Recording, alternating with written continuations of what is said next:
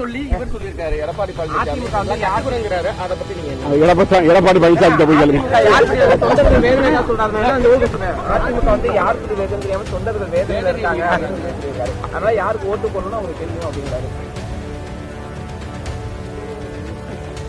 அதாவது விஜய் சொல்லியிருக்காரு, அதுக்கு எடப்பாடி பழனிசாமி பதில் சொல்லியிருக்காரு. உங்களுடைய கருத்து என்னவோ அதை நீங்க சொல்லுங்க.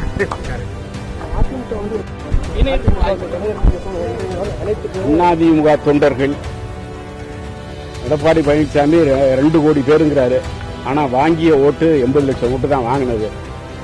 உண்மையான தொண்டர்கள் குறைந்தபட்சம் எங்களுடைய மற்ற எல்லாம் சிதறி கிடப்பவர்கள் ஒரு 1.5 கோடிக்கு மேல இருக்கும். அத்தனை தொண்டர்கள் 99% பேர் இந்த அதிமுக இணையணும் நினைக்கிறாங்க. அவர்களுடைய எண்ணம் கூடிய சீக்கிரத்தில் நிறைவேறும். 2026 அதிமுகவோட யார் கூட்டணி வைத்திருக்கிறார்களோ, ஒன்றுபட்ட அதிமுகவோட பிரிந்து கிடந்தவர்கள் எல்லாம் ஒன்று சேர்ந்து அந்த அதிமுகவோட யார் கூட்டணி வைக்கிறார்களோ அந்த அதிமுக கூட்டணி தான் வெற்றி பெறும்.